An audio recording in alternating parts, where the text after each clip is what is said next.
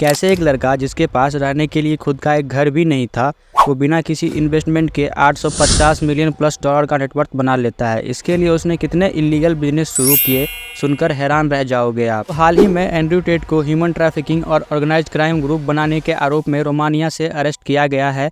Social media पर मानो इसी एक इंसान की बात चल रही है, पर जानते हो आखिर एंड्रयू टेट है कौन और इसके बिजनेस और वेल्थ के रूट कितने हद तक डार्क हैं। एंड्रयू टेट के पिता एक रेसलर थे जो रिटायरमेंट के बाद चेस के ग्रैंड मास्टर भी बने। एंड्रयू ने अपने पिता से चेस खेलना सीखा और वो अपना कैरियर चेस में ही बनाना चाहते थे, पर किस्मत ने उनके साथ ऐसा खेल खेला कि जिसने उनकी ज़िंदगी बदल कर रख दी। उनके पिता की मौत हो गई और उन्हें अपने फैमिली के साथ अमेरिका से इंग्लैंड शिफ्ट होना पड़ा। यहाँ वो रेंट के घर में रहते थे और उनकी फाइनेंशियल कंडीशन बहुत ख़राब हो चुकी थी। इंग्लैंड में चेस का क्रेज नहीं होने की वजह से उनका चेस कैरियर भी आगे नहीं बढ़ पाया। फ्रस्ट्रेट होकर वो चेस को छोड़कर किक बॉक्सिंग करना शुरू करते हैं। एंड्रयू टेट ने किक बॉक्सिंग की शुरुआत इतने पैशन से की कि वो 4 बार वर्ल्ड चैंपियन बने। उन्हें एक फाइट के लिए $75,000 यानी कि करीबन 60 लाख रुपए मिला करते थे, पर वो इतने पैसे से खुश नहीं थे और कुछ समय बाद ही 28 साल की उम्र में किक बॉक्सिंग को छोड़ देते हैं।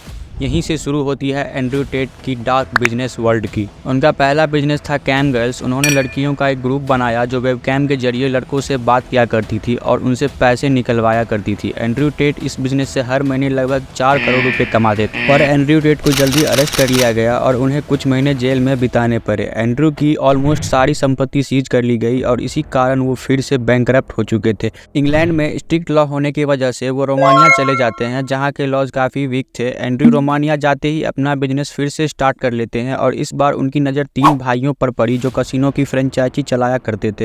यूरोप में इनके 400 से ज़्यादा कसिनो थे और वो दिन का 150 करोड़ रुपए कमा रहे थे। एंड्रयू उनके पास जाकर उनसे पार्टनरशिप करने के लिए कहते हैं, जिसे वो लोग रिजेक्ट कर देते हैं। पहले तो उन्होंने उन भाइयों से कसिनो की फ्रेंचाइजी खरीदी और अपनी ज़बरदस्त मार्केटिंग टेक्निक के चलते उसे प्रॉफिटेबल बनाया।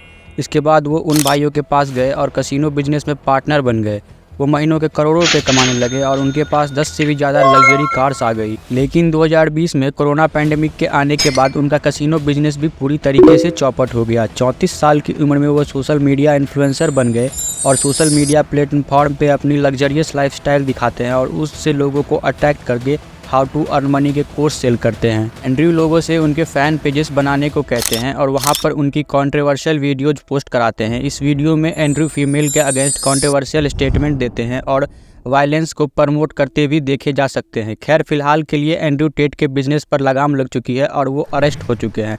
कोई नहीं जानता कि उनकी इलीगल बिजनेस की रूट कितनी गहरी और कितनी डार्क है।